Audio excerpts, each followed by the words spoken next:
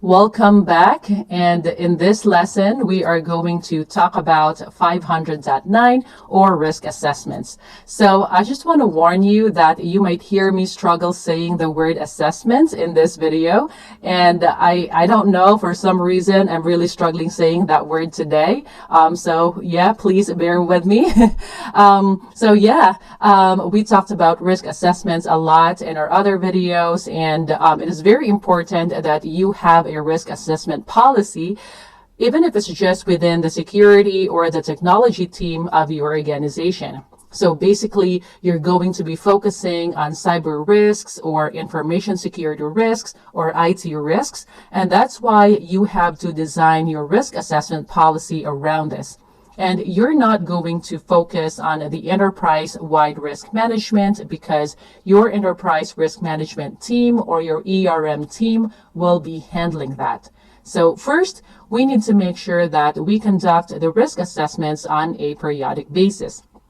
Your risk assessments have to be reviewed and updated at minimum annually and as needed. So if there are major changes in the technology implementation, you need to conduct risk assessments again.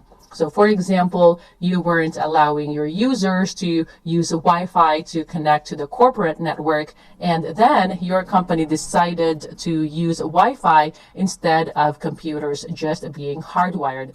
And then you need to perform a risk assessment in order to get relevant and updated results so that you can mitigate associated risks accordingly. And per regulation, risk assessments shall be carried out in accordance with the written policies and procedures. And again, documentation is very, very important.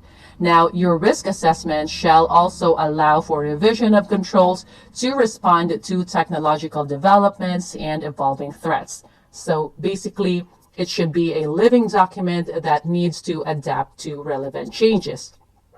And then here it says that your risk assessments shall include criteria for evaluation and categorization of identified cybersecurity risks or threats facing your organization.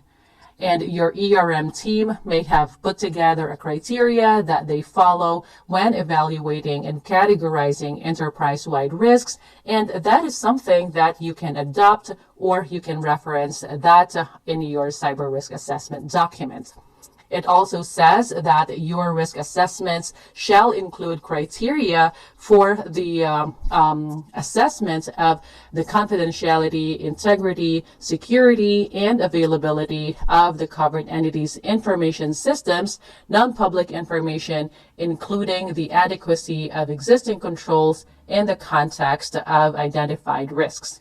So you can use standards like NIST 853 or CIS controls as your criteria when assessing your controls that ensure the CIA of information and information systems. And the last one says that you need to include requirements describing how identified risks will be mitigated or accepted based on the risk assessment's results and how the cybersecurity program will address the risks. So simply put, you need to document your process of mitigating or accepting cyber or IT risks. And I hope that you still remember our lesson on risk treatment. So for example, when we should mitigate risks, when we transfer risks or accept risks, and we even talked about risk avoidance. So these are the different kinds of risk treatments.